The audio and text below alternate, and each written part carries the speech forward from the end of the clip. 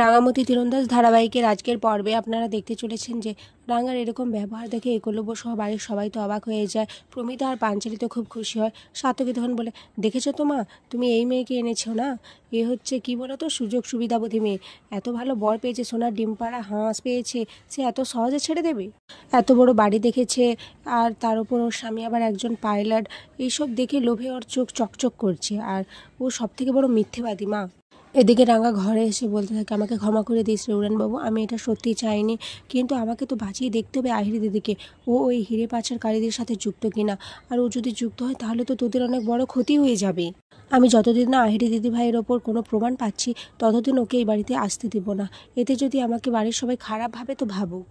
এদিকে একলব্য রাঙার কাছে আসে আর বলে, রাঙামতি, তুমি তো আমাকে নিজে বলেছিলে যে তুই সব ডিভোর্স পেপার রেডি কর, আর আহিরি দিদি ভাইকে যেহেতু আমি ভালোবাসি তাই তুমি আমাদের মাঝে কখনো আসবে না। তাহলে তুমি আজ 180 ডিগ্রি কীভাবে ঘুরে গেলে? তুমি কি নাটক করছিলে রাঙামতি? বলো রাঙামতি, স্পিক আপ। রাঙা মনে মনে ভাবতে থাকে, না রে উড়ানবাবু, আমি যা করছি সব তোদের ভালোর জন্যই করছি। এদিকে একলব্য আবার বলতে থাকে, আমি বুঝতে পেরেছি রাঙামতি, তুমি নাটক করছিলে, নাটক করে আমাদের সবার সিম্পেথি আদায় করছিলে, আর এখন তোমার আসল রূপটা বেরিয়ে এসেছে, তাই তো? এরপর রাঙা একলব্যর সামনে যে ওর মুখের সামনে যে বলে যে, তোরা শহরের মানুষ বলে কি ভেবেছিস, আমরা গ্রামের মানুষ, আমরা এভাবে আদব কায়দা জানি না। আর তুই আহিরি দিদিভাইকে বল যে অন্য কোনো ছেলেকে খুঁজে নিতে, আমার স্বামীর দিকে যেন না হাত পাড়ে। একলব্য এটা শুনে তো খুব রেগে যায়, বলে, হাউ ডিয়ার ইউ রাঙা। রাঙা তখন বলে, এখন আর আমাকে বলছিস শোনা, তুই তো বরাবরই জানিস যে আমি একটু স্পষ্টবাদী, আমি মুখের উপর সমস্ত কথাটাই বলে দেই, আর তাছাড়া আমি কোনো ভুল কিছু বলিনি। আমারও তো একটা জীবন আছে, আমি তোকে ডিভোর্স দিয়ে দিলে আমি এরপর কি করব? আমারও তো জীবন নিয়ে ভাবতে হবে, তাই না? এগুলো শুনে তো অবাক হয়ে যায়। রাঙা মনে মনে ভাবতে থাকে, আমাকে ক্ষমা করে দিস রে উড়ানবাবু, আমি জানি এখন তুই সব থেকে আমাকে বেশি ঘৃণা করছিস, কিন্তু আমার যে কিছু করার নেই। একলব্য এদিকে বলে, মেজদা ভাই ঠিকই বলেছিল রাঙা, তুমি একজন মিথ্যেবাদী, তুমি একটা লোভী সুবিধাবাদী মেয়ে।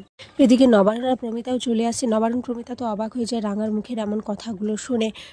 প্রমিতা বলে, রাঙা, আমি তো এই রাঙাকে চিনি না, তোর মুখে এসব নিয়ে কখনো কোনোদিন কথাই শুনিনি, এসব টাকা পয়সা, কিন্তু আজ তোর কি হয়েছে রাঙা? এদিকে রাঙা ভাবতে থাকে, আমাকে ক্ষমা করে দিস মা বাবা, আমার যে কিছু করার নেই, আমাকে তোদের কাছেও খারাপ সাজতে হবে, কিন্তু তোরা একদিন ঠিক বুঝবি যে এই রাঙামতি তোদের কত ভালোবাসে। এরপর রাঙা প্রমিতার সামনে যেয়ে বলে, দেখ মা, আমারও তো একটা জীবন রয়েছে, আর কতদিন আমি এরকম কাজের লোক বলে শুনবো বল? আমাকে তোরা এবার তোদের ছোট ছেলের বউ হিসেবে গ্রহণ করে নে। নবারুণ তখন বলে, তুই রাঙা এসব কি কথা বলছিস? প্রমিতের সাথে এভাবে কথা বলছিস কেন? এদিকে বৃন্দা, ময়না এরা তো শুনেই অবাক। ময়না বলে, ও বর্দি ভাই, এ তো পুরো ডেঞ্জারাস মেয়ে বেরোলো। এদিকে বৃন্দা আর ময়না তো নিচে চলে আসে, এসে আহিরিকে বলতে থাকে সমস্ত ঘটনা। এদিকে নবারুণ রাঙাকে বলে, ছি রাঙা ছি, তোর থেকে আমি এটা কখনো আশা করছিলাম না। এরপর ওখান থেকে একলব্য আর নবারুণ তো বেড়ে যায়। প্রমিতা বলতে থাকে, তুই এটা কী রূপ দেখালি রাঙা? আমি তোকে বিশ্বাস করেছিলাম, তুই কি না এইভাবে এভাবে এই বলে যেই প্রমিতা রাঙাকে মাথা যাবে অমনি রাঙা হাতটা ধরে নেয় আর বলে, মা, আমার কথাটা একবার শোন, আমাকে একটু বিশ্বাস কর মা। এরপর রাঙা দরজাটা বন্ধ করে দিয়ে প্রমিতাকে বলে, মা, খেলাটা অনেক বড় হয়ে গেছে মা, এখান থেকে আমাদের এখন বেরোলে হবে না। প্রমিতা তো শুনে বলে, মানে? এখানে আজকে পর্বটি শেষ হয়ে যায়।